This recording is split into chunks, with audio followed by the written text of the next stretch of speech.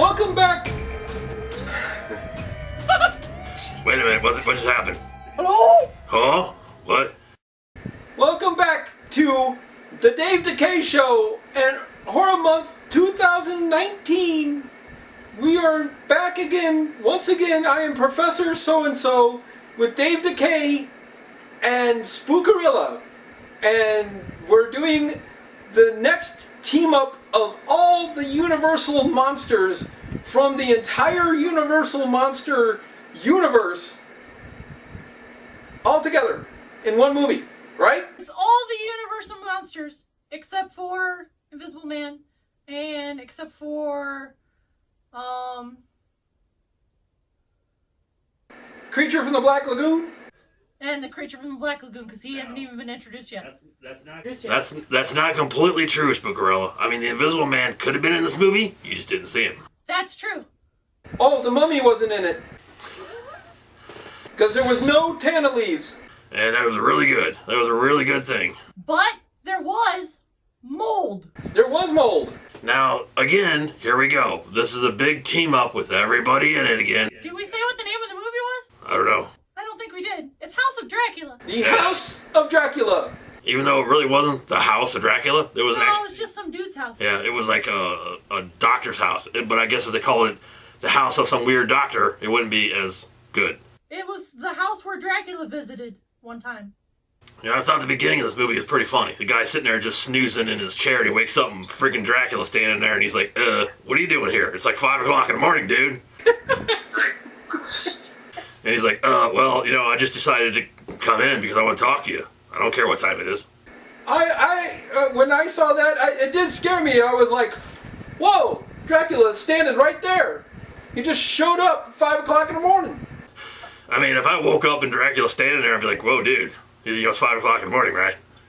You know, I haven't even had my coffee yet. And then Dracula, like, drops a bomb on me. He's like, hey, you know what? I'm Dracula. And also, oh, by the way, my coffin's in your basement. And then I'd be like, well, my door was locked.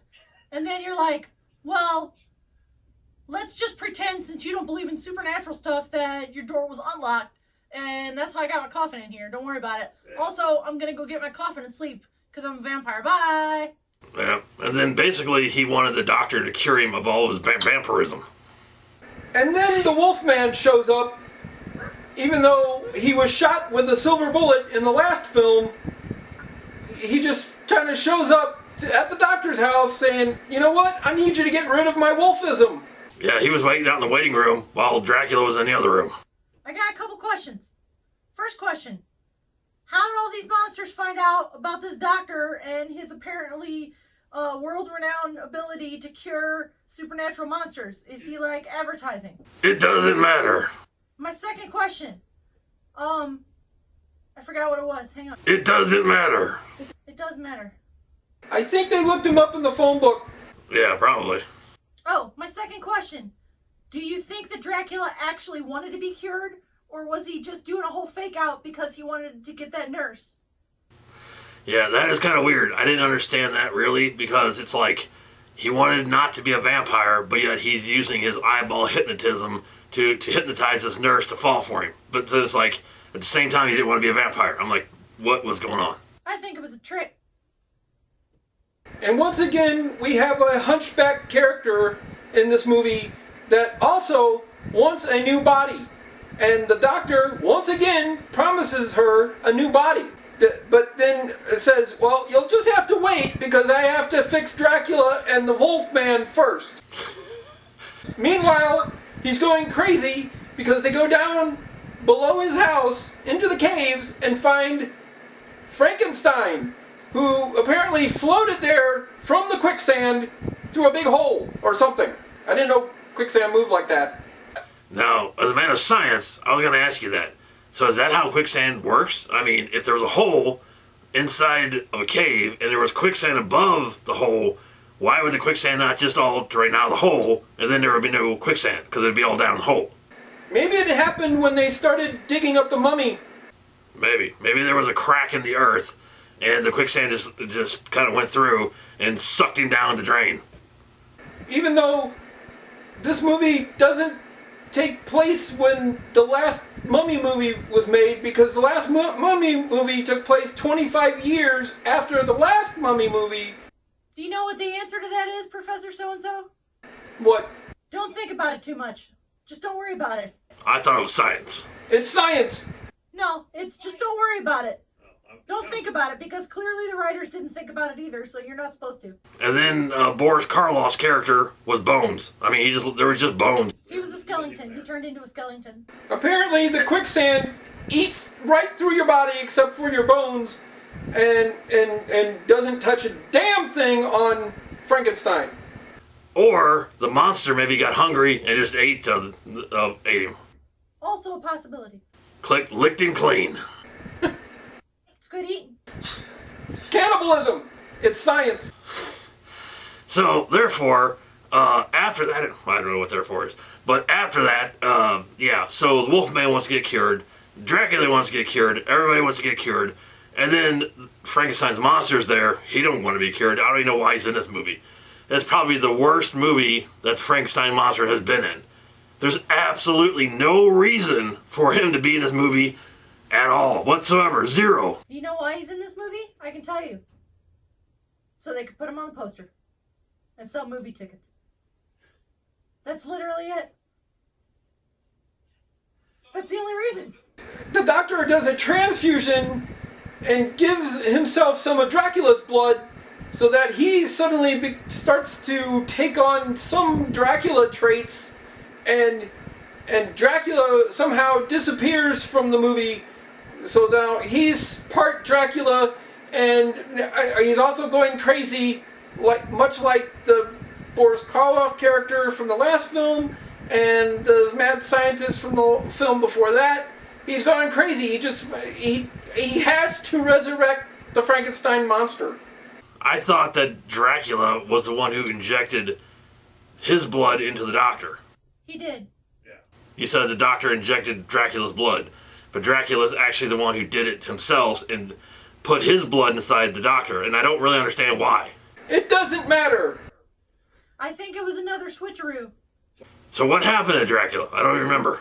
The doctor put him in the coffin and then dragged the coffin into the sun and then opened it up and he turned into a skeleton again. Ah. That'll do it. Yep. And then the doctor went all spooky creepy. He kind of Jekyll and Hyde-ed. He did. Yeah. But I did like, again, Lawrence Talbot. He's great in this movie, and looking fit, looking cut, sweet stash. Oh yeah, I think he kind of like, was trying to get the Wolfman, and he was holding his breath, and the little hair popped out on his lip. When you have that much hair, it gives you a nice stash. You get a nice full mustache, and it was well groomed. He's trying to resist his werewolfery, but he can't hold it in on his whole body. So just on his upper lip, it just pops out. It just pops out. Looked pretty nice though. It's nicely trimmed. But I think it was an interesting idea of how he becomes the Wolfman. Something to do with his skull and his brain, and his skull was pushing on his brain. And I guess because of the full moon, something weird was going on inside of his head, and he grew hair, and he killed people. I mean, that was the excuse of how he became the Wolfman. Please, Dave Decay, I think you should let Professor So-and-so explain it because he's a man of science. Oh yeah. Go ahead, Professor. I was about to say, all of that is science. Oh, okay. I understand. Okay, good. Thanks. Thanks for that explanation, that detailed explanation of science. But unlike all the other films, this one actually kind of had a happy ending for once. That's true. The Wolfman is ostensibly cured. Dracula is a skeleton. I don't remember what happened to Frankenstein. I think he blew up. No, they reused the same shot when he was in the house, and the part of the ceiling fell on him. A piece of wood fell on him. It was the same exact shot they used from another film. And all the villagers ran away. Yeah, no, that's pretty funny. All the villagers ran into the castle, like, we're gonna kill the monster, and like, oh crap, the monster's in here, and they all ran back out.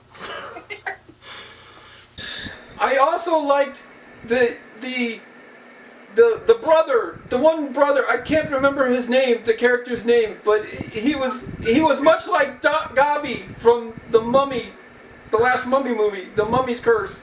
The sneaky, creepy, oily, greasy guy?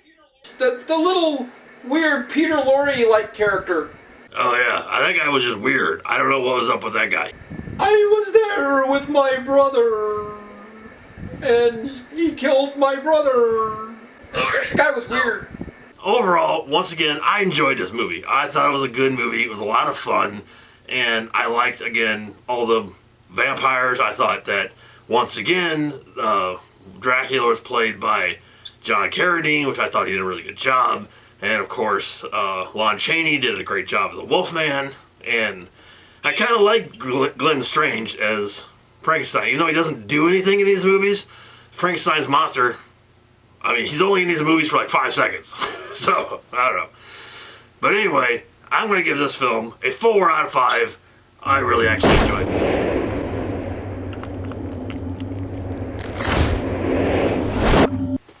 It was actually really well done for Glenn Strange to do Frankenstein. He did it well, really good job, because all he had to do was lay there. That's it. The whole movie, he just had to lay down. Pretty good gig, I say. And I would also give this movie a 3 out of 5.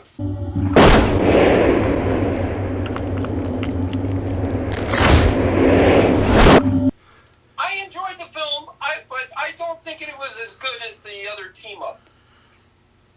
I'm going to give this one a 4 out of 5.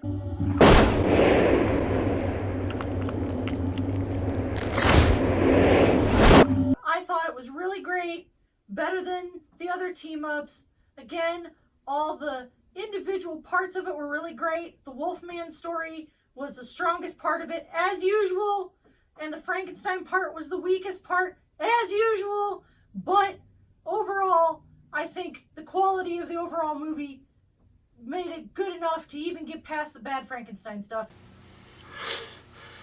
And with that said, don't forget that tonight, like every night of this month, and we keep reminding you every single day, that there is a live stream going on of video gaming tonight between 7 and 9, or 8 to 9, or whenever that they're going to scream up there. At some time, some appointed hour of which we will let you know. Yes, and it's all video games every day of the week, and they're spooky, and they're scary. They might even be greasy. There might be some spooky greasy guys. Alright, that's it. Hope you guys enjoyed the review, and as always, stay spooky.